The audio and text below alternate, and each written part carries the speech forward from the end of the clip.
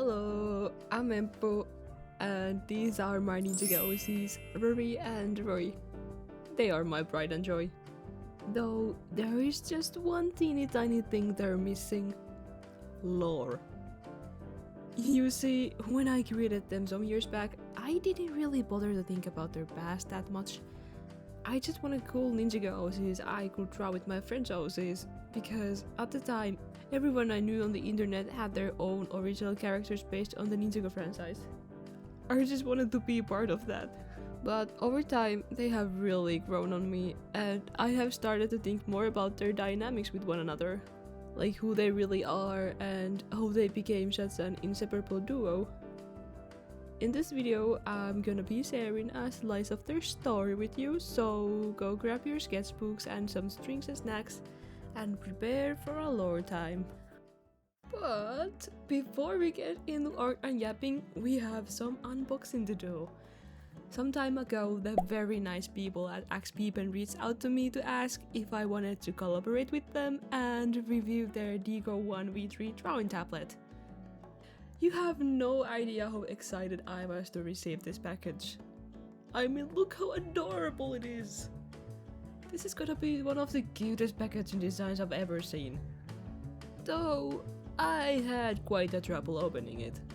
Inside the box you will find the drawing tablet, protective film you could place on top of the tablet if you like, USB cable with USB-C adapter, some replacement nibs for the pen, and anti-fouling drawing glove, which fit my hand perfectly, by the way.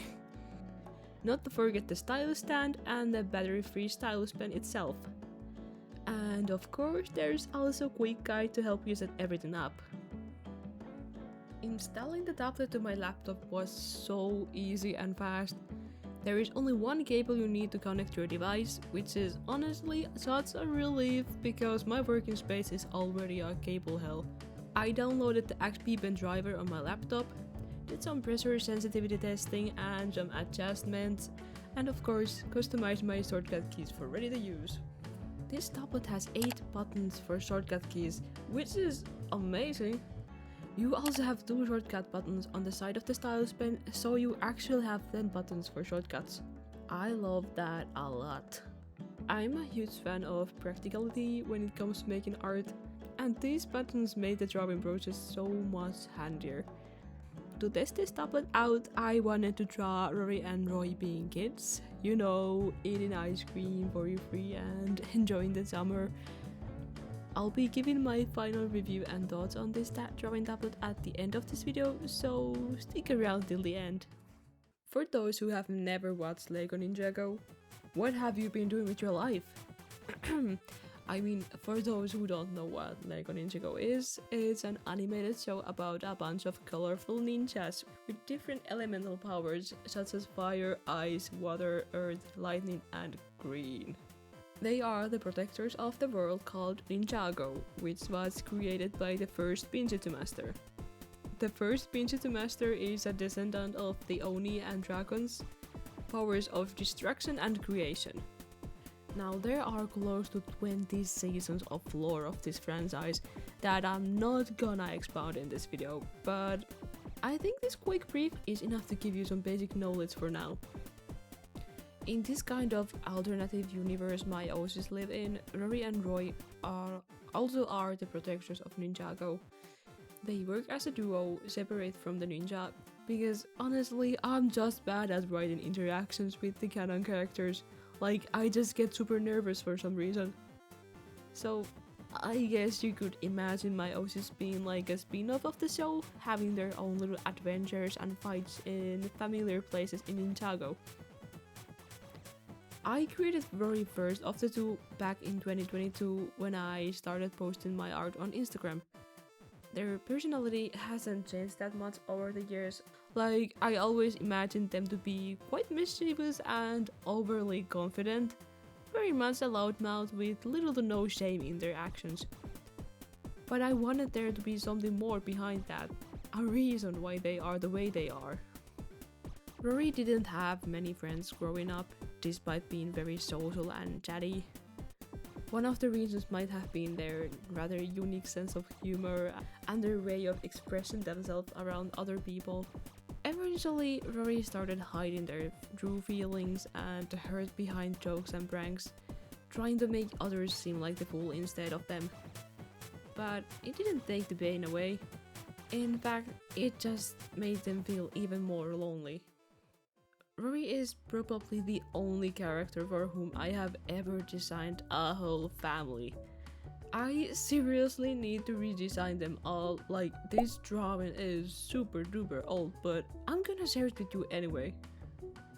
Rory has a younger sister, Nora, and two moms, Caitlin and Lisa.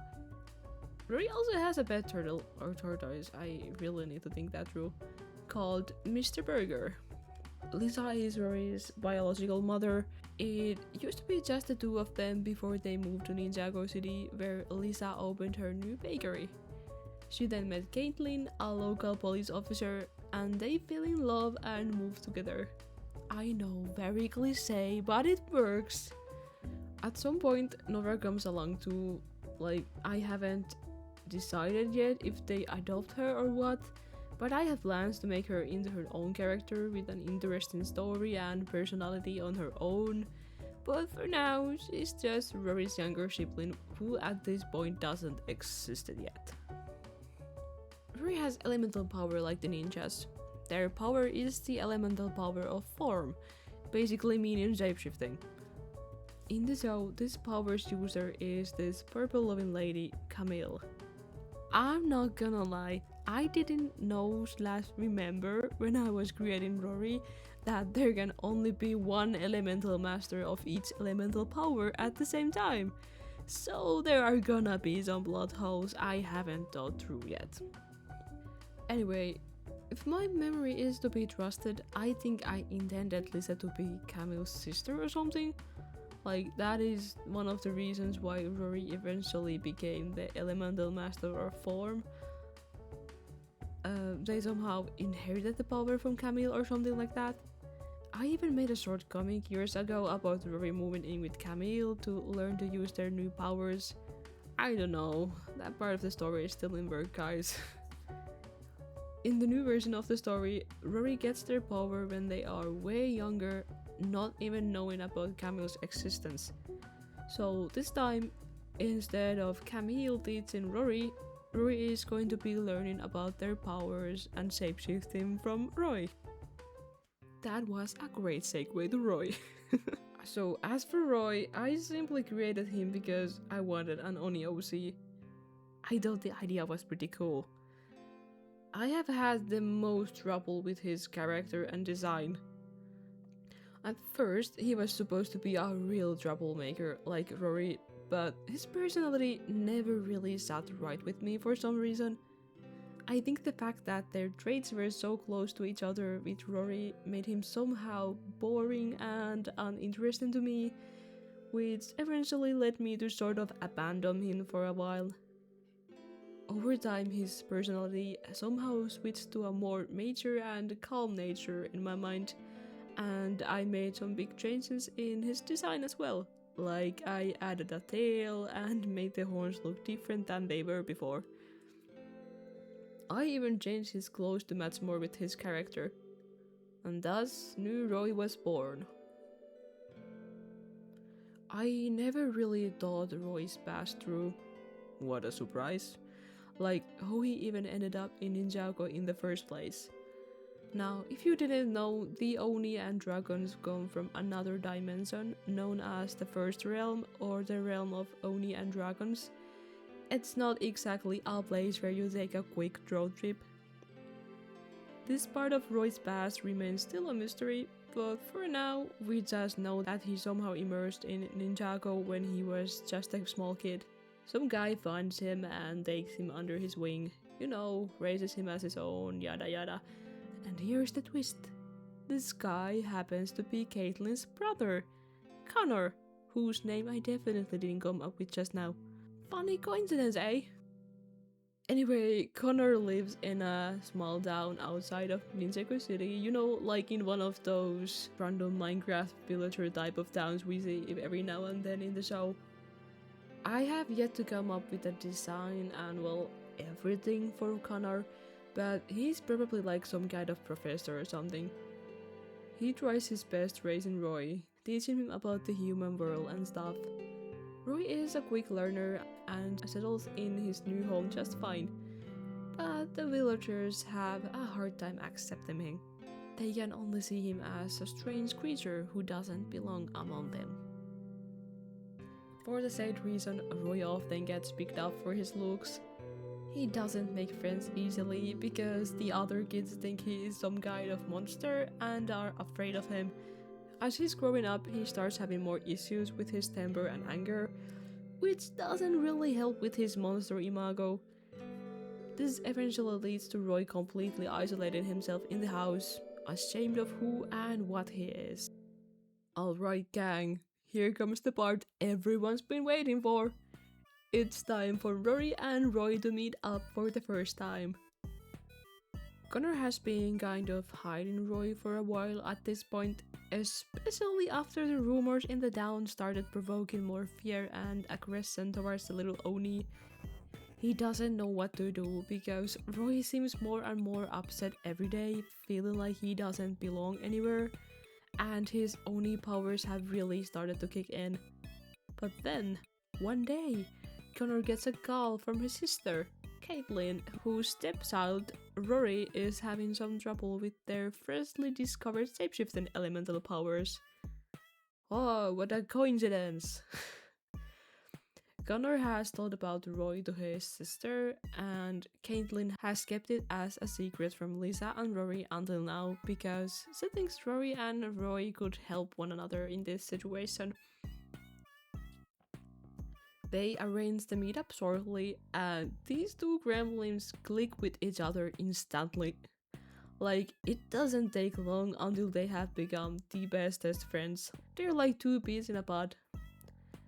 As they both have shapeshifting abilities, you can only imagine how much they are gonna be pranking their parents by pretending to be each other. This friendship is something that is gonna last throughout their lifetimes, and at this point, their adventures are only just beginning.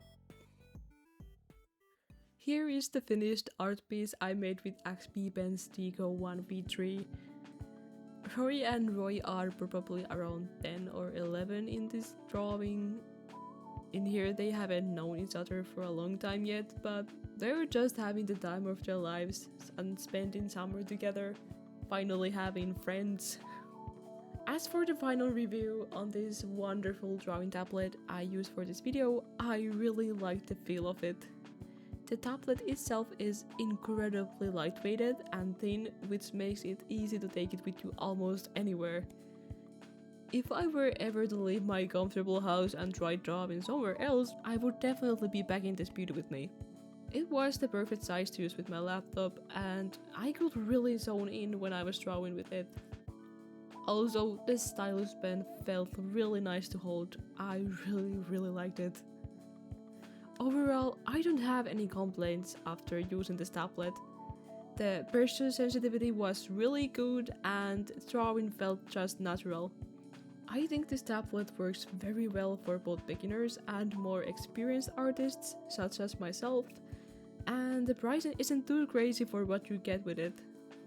There will be a link to this drawing tablet in the description of this video if you wanna check it out yourself.